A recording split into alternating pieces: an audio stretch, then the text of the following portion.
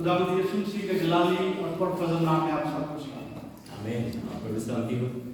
मेरा नाम आसिम जावेद है और मैं चेक रिपब्लिक से आया हूँ और आज मैं आपके साथ चौथा कलमा शेयर करूँगा। चौथा कलमा है कफार। पहला कलमा जैसे आपने भाई से सुना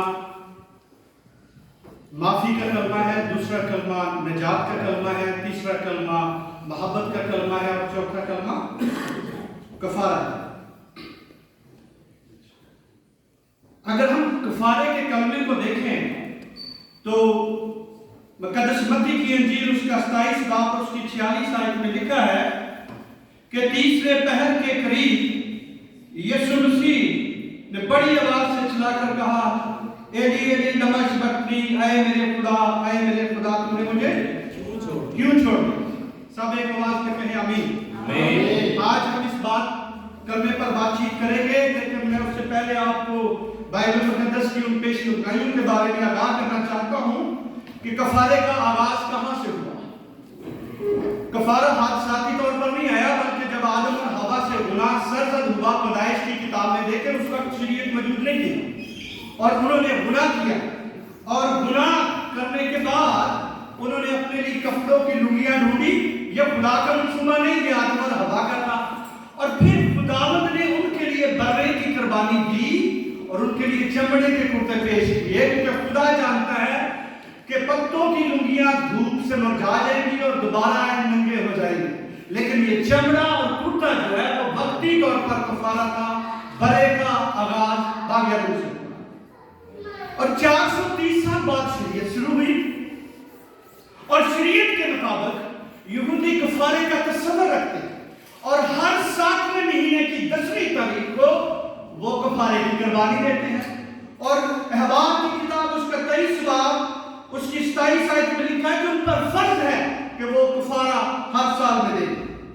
और कफारा देने की वजह बाग एदन में आदम और हवा का गुनाह और कफारे का मतलब क्यों है ये कफारा? क्योंकि ये एक इलाही तब्दीली है। क्या है जी? गुनाह किससे सरजद हुआ? आदम से। बाग एदन में कफारा किसका दिया गया? बर्रे का। ये जस्टिस और इंसाफ नहीं है। अब हमें ऐसे आदम की जरूरत थी जिसकी जात में गुनाह ना हो, इसलिए तब वो इलाही तब्दीली होगी जब मसीह कफारा देगा। और जब तक बकरे और छतरों का कफारा होगा वो इंसाफ और तकाजा नहीं। अब कफारे के बारे में बड़े नबियों ने पेशगोइयां की। मैं पहले भी बता रहा हूं कि हादसाती तौर पर यह कफारा नहीं हुआ कि अचानक हो गया, एक्सीडेंटली हो गया। अब कफारे की पेशगोइयां यशायाह नबी का सहीफा 53 उसकी 5 आयत पढ़ ले तो खुदावंद को पसंद आया कि वो उसे कुचले और वो मार खाए और हम शिफा पाए। हमारी बदकारियां उस पर लाद दी, ये कफारे की वजह से हुआ। और अगर हम 53:10 पढ़े तो उसमें भी यही लिखा हुआ है, ये नबी पेशगोई कर रहे हैं। और अगर डैनियल का सहीफा उसका 9 बाब और उसकी 24 आयत पढ़े तो लिखा है कि वो ममसू जो है वो 62 दिनों में उसे हलाक कर दिया जाएगा और वो मुर्दों में से जिंदा होकर हमारा कफारा देगा। तो कफारा अचानक नहीं हो, तो कफारे के लिए नबियों ने अंबिया इकराम में पेशगोइयां की। अगर आप अहबार की किताब 16 बाब और उसकी 30 आयत का मुताला करें तो उसमें भी कहा गया कि खुदावंद हमारा फिदिया और कफारा देगा। कौन देगा? आदमी से नहीं हो सकता है। खुदावंद तब खामोश नहीं रहा जब बाग एदन का सीन था, तो अब कैसे खामोश रह सकता है जब दुनिया इतनी बढ़ चुकी है? खुदा एक आदम और हव्वा के लिए कफारा पेश करता है। किसके लिए? एक आदम और हव्वा।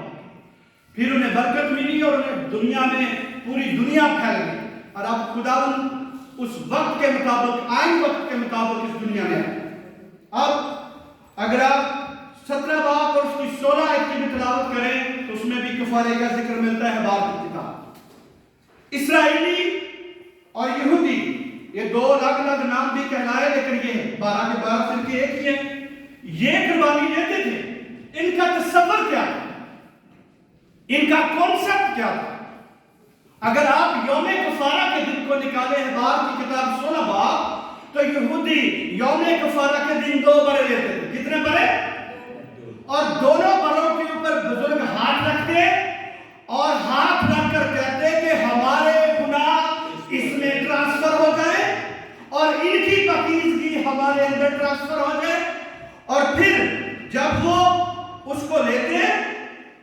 اور لے کر ایک کو تو ہیکل میں قربان کر دیا جاتا اور دوسرے کو بیابان میں چھوڑ دیا جاتا. اور بیابان میں چھوڑ جانے والا بکرا وہ جانتے نہیں کہ وہ کون ہے، لیکن کنسپٹ کو وہ مانتے تھے. اب ایک کو ہیکل میں قربان، وہ وقتی کفارہ تھا، لیکن وہ وقتی کفارہ اس لیے کیونکہ وہ جانور کا کفارہ ہو رہا تھا، کامل انسان نہیں تھا.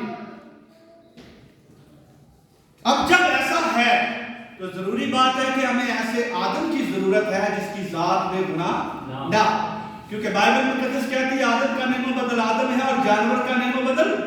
اور جب جانور ہمارے لیے کفارہ دے رہا ہے تو وہ انصاف اور جسٹس نہیں ہے. ہمیں ایک ایسے آدم کی ضرورت ہے جس کی ذات میں گناہ نہ. اب یہودی پیشن گوئی کرتے ہیں اور یہودی اس کانسیپٹ اور عقیدے کی پیروی کرتے ہیں اور وہ برے کو لے کے ایک کو قربان کرتے ہیں اور دوسرا برا ابھی تک وہ آیا نہیں ہے اور پہلے بڑے کے ساتھ ایسا کرتے ہیں، ہیکل میں قربانی ہوتی ہے اور دوسرے بڑے کے اوپر ہاتھ رکھتے ہیں اور ہاتھ رکھ کے اسے کہاں لے جاتے ہیں؟ بیابان میں. اور کانسیپٹ ہے کہ جس طرح یہ برا ہم سے دور جاتا ہے ہمارے گناہ ہم سے دور جاتے ہیں. جس طرح یہ برا ہم سے دور جاتا ہے ہمارے گناہ ہم سے دور جاتے ہیں. اور کیا یسوع مسیح کا کفارہ ہیکل کے اندر ہوا؟ جی بتائیں، کیا یسوع مسیح کا کفارہ ہیکل کے اندر ہوا؟ نہیں. اسے باہر لے جایا گیا، کھوپڑی کے مقام پر لے جایا گیا.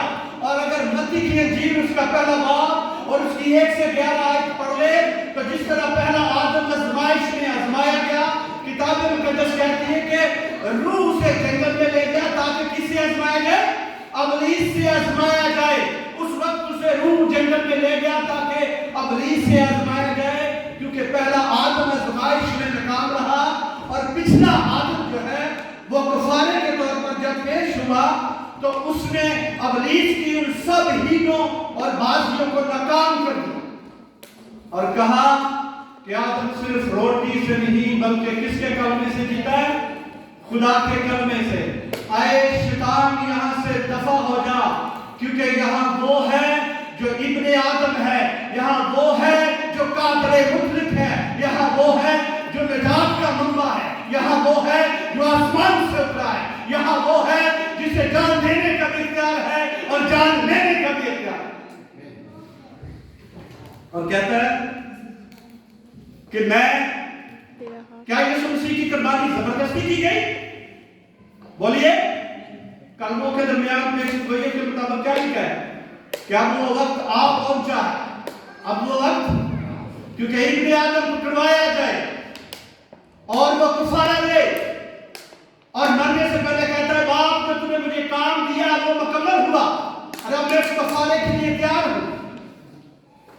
اب جب وہ اپنے کفارے کے لیے تیار ہے تو نبیوں کی پیشن گوئیاں اور یہودیوں کا کانسیپٹ اس وقت تصدیق کر رہا تھا کہ جس برے کو ہیکل میں ذبح کیا ہے وہ مسیح نہیں ہے، وہ مسیح. تو جو دوسرا برا تھا جسے بیابان عزازیل کے بیابان میں لے جاتے تھے وہ اس برے کی نشاندہی کر رہا تھا کہ یسوع مسیح آنے والا ہے. مجھے بتائیں کسی انسان کو برا کہنا واجب ہے؟ بتائیں کسی انسان کو برا کہنا واجب ہے؟ نہیں. لیکن مقدس یوحنا کی انجیل پہلا باب اور اس کی 29 آیت میں کہتا ہے دیکھو یہ خدا کا بندہ ہے جو دنیا کے گناہ اٹھانے والا ہے. کیوں اس نے کہا؟ کیونکہ نبی کہہ رہے ہیں کہ وہ منجی جو ہے جو ہمارا کفارہ دینے آئے گا وہ ابھی آنے والا ہے. اور جیسے ہی روح القدس سے مقدس یوحنا بنتا ہے اور کہتا ہے یہی وہ بندہ ہے جو مسیحوں کے گناہ اٹھائے گا، نہیں بلکہ کہتا ہے دیکھو یہ خدا کا بندہ ہے کہ دنیا کے گناہ اٹھا لے جاتے ہیں. اب وہ مقصد جو خدا کا ہے انسان کو کفارہ دینے کا وہ بہت نزدیک ہے. اور یسوع مسیح باغ گتسمنی کے سین سے آگے چلتے ہوئے اس گتسمنی سے آگے جب اسے یوحنا کے کہنے کے اوپر وہ کروانے کے لیے پہنچے تو یسوع مسیح نے اپنے آپ کو ان کے سامنے پیش کیا، کہا میں مسیح ہوں اور اس کفارے کے مقام تک یسوع مسیح کو پہنچایا گیا. اور اب جو کچھ نبی کہتے ہیں اگر وہ پورا ہو تو کیا وہ نبی سچا ہے یا جھوٹا ہے؟ بے شک وہ سچا ہے. اور جو نبی کہے اگر وہ پورا نہ ہو تو وہ جھوٹا ہے یا سچا ہے؟ وہ جھوٹا ہے. اور جو نبیوں نے کہا وہ پورا ہونا چاہیے مسیح پر، اگر وہ پورا نہیں ہوتا تو بے شک گوئیاں جھوٹی ہیں. اگر وہ پوری ہوتی ہیں تو خداوند کا کلام بھی سچا ہے، اس کے نبی بھی سچے ہیں، جو کچھ انہوں نے کہا وہ وجود میں بھی آئے گا. اب نئے عہد نامے میں رسولوں نے اس کی تصدیق کی کہ جو نبیوں نے کہا وہ سچ اور برحق ہے. اسی لیے وہ کہتا ہے آسمان اور زمین ٹل جائے گا لیکن میرے منہ کی باتیں ہرگز نہ ٹلیں گی. اور دیکھیں تصدیق ہو رہی ہے. اگر آپ پیشن گوئیوں کی تصدیق سنیں تو مقدس یوحنا کہتا ہے کہ یہ خدا کا بندہ ہے. اور اگر آپ یوحنا کی انجیل اس کا پہلا یوحنا اس کا 2 باب اس کی 2 آیت میں پڑھیں تو اس میں لکھا ہوا ہے کہ کتاب مقدس کہتی ہے کہ مقدس یوحنا کی انجیل اس کا پہلا یوحنا اس کا 2 باب اس کی 2 آیت میں لکھا ہے اور وہی ہمارے گناہوں کے لیے کفارہ دیتا ہے. کون؟ یعنی مسیح. وہی ہمارے گناہوں کے لیے کفارہ دیتا ہے. اب اگر ہم پہلا پترس 2 باب اور اس کی 24 آیت پڑھے تو یہ بھی تصدیق کر رہا ہے کہ وہ آپ ہمارے گناہوں کو لے کر صلیب پر چڑھ گیا. کون؟ وہ آپ ہمارے گناہوں کو لے کر کہاں چڑھ گیا؟ صلیب پر، کیونکہ اسے پتا ہے کہ میں کفارہ دینے آیا. اور اگر آپ عبرانیوں 10 پڑھے اس میں بھی لکھا ہے کہ وہ کفارہ دے گا. عبرانیوں 10-12 پڑھے تو اس میں بھی لکھا ہے کفارہ. اور آخر میں جب عبرانیوں 9 باب اور اس کی 20-22 آیت پڑھتے ہیں تو لکھا ہے شریعت کے مطابق کوئی بھی چیز خون کے وسیلہ کے بغیر پاک نہیں کی جاتی. اور جتنے بھی برے ہیں ان کی جسمانی حالت کو چیک کیا جاتا تھا. اور یسوع مسیح وہ واحد برا اور خدا تھا جو اپنے آپ کو مجلس میں کھڑے ہو کر کہتا ہے کون ہے جو مجھ پر گناہ ثابت کرتا ہے. اور یسوع مسیح نے کہا میں نے شریعت کی لعنت سے منہ لے کر تمہیں آزاد کر دیا ہے کیونکہ میرا خون پاک ہے. میں بن باپ پیدا ہوا ہوں، میں کامل آدم اور کامل خدا ہوں، اس لیے میں اپنی قربانی کو پیش کرتا ہوں. اگر میں قربان ہوں گا میرا کفارہ آپ کے لیے دیا جائے گا تو آپ کامل نجات اور شفا پا سکتے ہو، ورنہ ایسا ممکن نہیں ہو سکتا. تو کسی بھی انسان کا کفارہ جو گناہ میں پیدا ہوا ہے وہ قابل قبول نہیں ہے. جیسے ابراہیم کے بیٹے اسحاق کی قربانی کو روک دیا کیونکہ وہ مروسی گناہ میں پیدا ہوا تھا، اس لیے اس کا کفارہ قابل قبول نہیں تھا. اس لیے مسیح بن باپ پیدا ہوا تاکہ اس کی ذات میں گناہ نہ ہو اور وہ ہمارا کفارہ دے اور ہم مخلصی اور نجات پائیں.